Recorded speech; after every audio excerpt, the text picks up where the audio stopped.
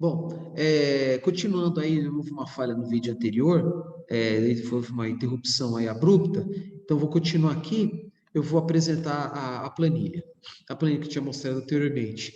Esse tal do método do Ripple, entre outros 5, né, que eu mostrei no vídeo anterior, só recapitulando, né, o volume de água acumulado, tá? Da chuva é fruto do quê? Do produto da área de captação vezes a chuva média mensal que é dada em milímetro, então tem que converter para metro, então divide por 1.000, vezes o coeficiente de runoff. Neste caso aqui, todos os meses, né, nesse exemplo, todos os meses, a quantidade de água de chuva é menor do que a demanda mensal, sempre registrando aí uma carência. Então, essa carência ela é compensada como? Comprando água da rede. Então, aqui, volume de chuva mensal deu 125, tá? Ao passo que a água consumida pela rede, né, comprada, né, pela rede, sei lá, Sanepar, Águas Guariroba, Sabesp, o que seja, né, acumulado em todo ano foi 151. Então, aqui estão vendo o defeito de situação do reservatório está descendo, né, mas sempre faltando. Então, uma situação, né, que vamos supor,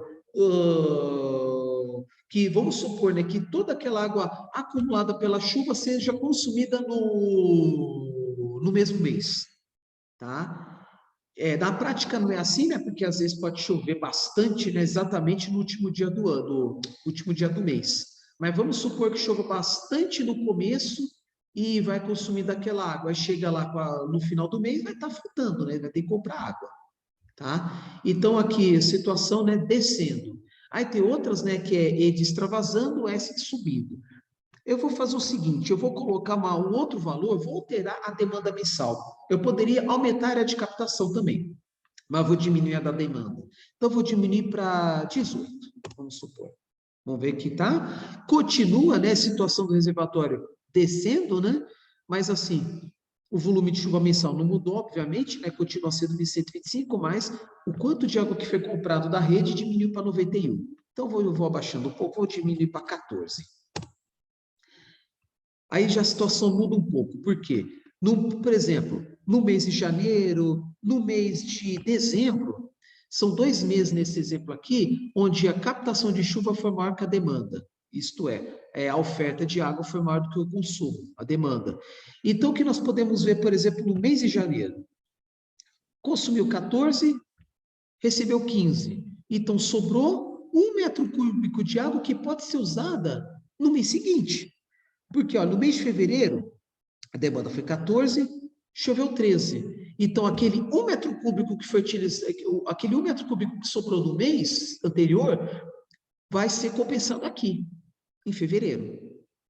Aí tá, do mês de março até novembro, vai continuar a demanda maior do que a disponibilidade de chuva, né? Então, março consumiu 14, disponibilizou 12, então faltou 2. Pega uma situação mais extrema, por exemplo, os meses de julho e agosto, conseguiu pelas chuvas, oriundo das chuvas apenas 4, consumiu 14, então precisou adquirir 10 da rede urbana. E aí tem uma coluna aqui, a diferença acumulada, que é a soma, né, do tudo de água que foi consumido no ano, né, da rede urbana, 46. E principalmente naquela época que justamente estamos precisando economizar.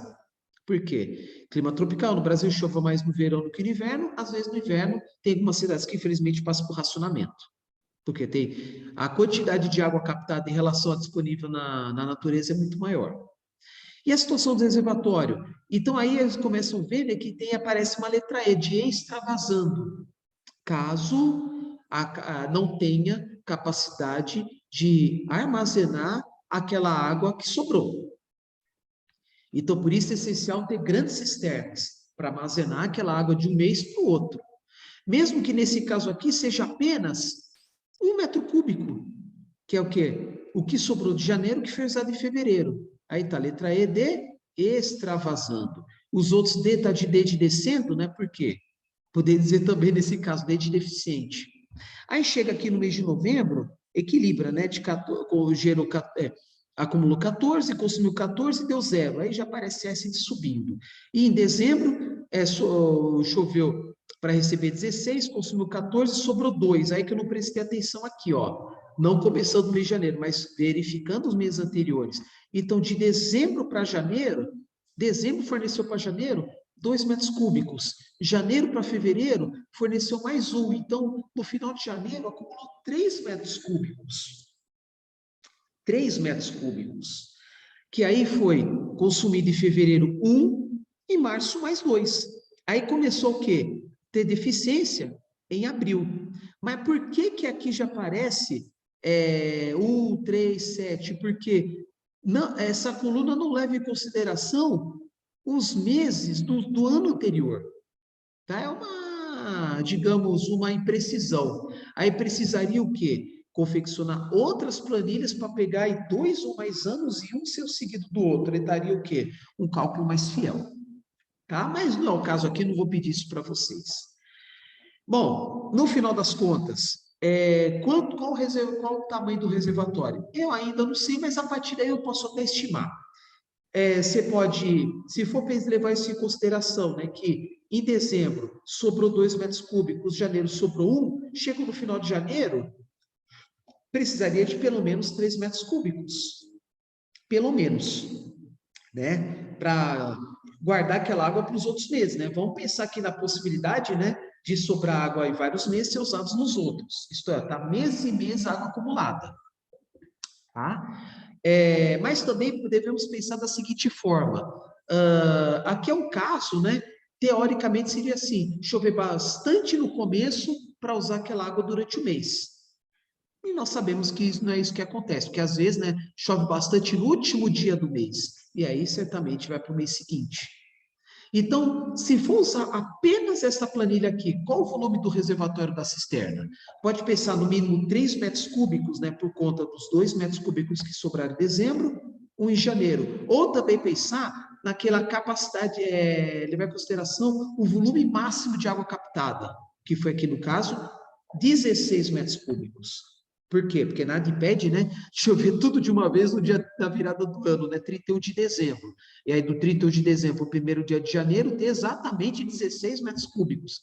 Às vezes acontece, às vezes a gente vê as chuvas torrenciais por aí, tá? Mudanças climáticas consideráveis. Tá? Então são duas hipóteses, né? Numa situação extrema, você pegar o volume máximo de um mês, ou numa situação você pegar aí o acúmulo dos meses consecutivos que choveram mais do que o consumo. Isto é, 2 mais 1 dá 3, baseado nesta demanda mensal. Agora vamos colocar uma demanda mensal mais baixa, 10. Aí vocês podem ver o seguinte, vamos começar aqui do início da época das chuvas, vamos começar aí da situação onde começa a sobrar água. Outubro.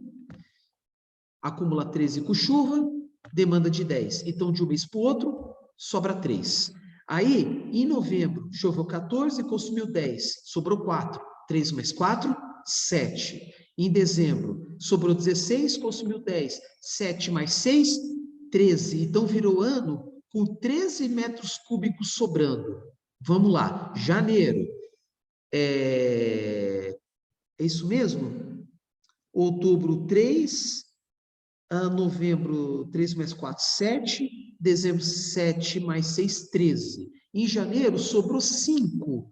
Então, cara, deu um branco aqui. 7 mais 6, 13. Mais 5, 18. Mais 3, 21. Mais 2, 23. Então, vai somando aqui, ó. 3 mais 4, 7, né? Todos aqui valores negativos. 3 mais 4, 7, mais 6, 13, mais 5, 18, mais 3, 21, mais 2, 23. Então, vai chegar no mês de abril com 23 metros cúbicos de água sobrando. Isto é, se tiver um reservatório de tamanho suficiente, ela vai ter que extravasar, vai jogar fora. Agora, se tiver um reservatório exatamente de 23 metros cúbicos, vai chegar aqui no mês de março, ela vai estar lotada. E aí, no mês de abril, vocês estão vendo aqui que é um equilíbrio. Elas por elas. Consome 10, utiliza 10. Consome 10, recebe 10. Então, zero. Aí, a partir daí, ele começa a consumir mais água do que recebe. Porque mês de março choveu 9 e consumiu 10. E aí aparece a letra D de descendo. Então, o que era 23, agora tem menos 1, 22. Junho, menos 4, 18. Menos 6, 12 metros cúbicos sobrando. E cheguei a agosto, mais 6, tem 6 metros cúbicos sobrando. Chega em setembro, 5, porque 6 menos 1, 5. Aí chega em outubro, ele volta a subir. E aí fica a pergunta, o que vai fazer com aqueles 5 metros cúbicos que sobrou? Ah, vai receber, mas vai chegar uma hora que vai extravasar mesmo com 23 metros cúbicos. Tá? Então, aqui é o caso onde sobra água. Sobra água, porque, ó, de novo, 3 mais 4, 7, mais 6, 13, mais 5, 18, mais 3, 21, mais 2, 23. 23 metros cúbicos de água que sobraram. E aí, ele vai consumir, na época de seca, 1 mais 4, 5, mais 6, 11, mais 6, 17, mais 1, 18. De 23 para 18 vai sobrar 5 metros cúbicos. Tá? É aquela situação de você não precisa hipótese alguma da concessionária de energia. Por quê? Porque a quantidade de acumulada pela chuva foi maior do que o consumido. Porque aqui vai somando, aí, ó, captou 125 em um ano, vai consumir 120. Mas por que tem esses valores aqui? 1, 5, por que chega a 18? É aquela situação em que você não tem um reservatório suficiente para armazenar água, tá? Onde, em uma determinada situação, começa a faltar. Quando? Quando começa a chover mais do que o consumo. Por exemplo, maio, choveu 9, consumiu 10, agora você tem que comprar 1. Junho, choveu 6, consumiu 10, vai ter que comprar 4. 4 mais 1, 5. Aqui é acumulado, tá? Desculpa, eu não prestei atenção aqui. Faltou 1 em maio, faltou 4 em junho, faltou 6 em julho, faltou 6 em agosto, aqui tudo acumulado. Então, você teve que comprar, no final das contas, 18. Tá? Então, essa planilha aqui, ele ajuda a você estimar o volume do reservatório. Tá? Então, de novo, se o reservatório fosse de 23, não precisaria comprar 18, você não compraria nada. Tá? Agora, eu vou mostrar essa tabela aqui. É a mesma, só com os detalhes a mais.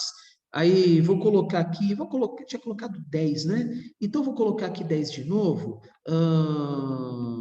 10. Aí vai mostrar os mesmos resultados, né, da planilha anterior. Aí, demanda mensal 10, área de captação é a mesma, bom, 113, 115, vou colocar igual ao outro, diferença pequena.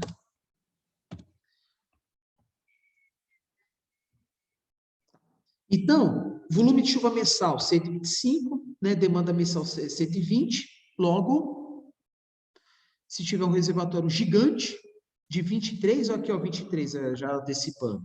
Se tivesse de 23, sobraria 5, tá? Então, olha só, volume de chuva mensal 125, e olha que eu não fixei o reservatório, não estimei, tá? Como é que chegou aqueles 23 que eu falei? Aqui é overflow, que é a soma de todos os meses onde houve excedente de água. Tá? Overflow nada mais é do que água desperdiçada, água descarregada. Tá? E é isso, se desperdiçou 23, teve que comprar 18, porque 23 menos 18, 5, né? Que nada mais é do que 125 menos 120. Olha só, volume de chuva mensal 125, demanda mensal 120, um menos outro 5. Se você desperdiçou os 23 metros cúbicos que sobrou durante o ano, se desperdiçou, tem que comprar 18. 23 menos 18, 5. Tá? Isso que eu não estimei o volume do reservatório. Vou colocar aqui o volume do reservatório 10. Se eu coloco uma cisterna de 10 metros cúbicos, vai ter o quê? O overflow, né, um desperdício de água de 8. Logo, eu preciso comprar 8. Tá? Por quê? Porque o quanto de água que foi desperdiçada foi em momentos diferentes daquela que eu comprei água da rede. Porque certamente, né, houve o desperdício de água, né, extravasou, né, o overflow, tradução em inglês, né, nos meses que choveu mais, ao passo que eu comprei água em meses que choveu menos. Tá? Aí vamos colocar aqui o volume reservatório, vamos aumentar para 15. Tá? Desperdiçou 5, comprei 3. Agora vamos colocar 20, até chegar aos 23. Aí já extravasou, né? Desperdiçou 5, mas eu comprei 0. Na minha opinião, se for levar em consideração essa tabela, é o volume ideal do reservatório. Por quê? Porque eu captei toda a água, sobrou 5, joguei fora, mas não precisei comprar água. Porque se eu colocasse 23, seria a mesma coisa. Isto é, gasto desnecessário. Então, de novo, nesse caso aqui, é tentativa e erro. Então, vou colocar 20. 20. O ideal é aquela situação de você, em hipótese alguma, precisa do suprimento de água externa. Você não precisa investir, por exemplo, em poço artesiano, captação da água do lençol freático, nada disso. Vou colocar aqui 19. Um ajuste fino. Melhor que 20. Então, 18. 18, 17. Então, nesse caso aqui, o volume do reservatório ideal é 18. Por quê? Você não comprou água. Tá bom? Então, esse aqui que eu queria mostrar para vocês, como obter o volume de água do reservatório. Tá? Tem alguns gráficos aqui à parte, tá? Mas o que importa é a tabela. Tá bom? Eu vou parar por aqui, aí no próximo vídeo eu vou falar sobre projetos de calha. Tá? Até mais.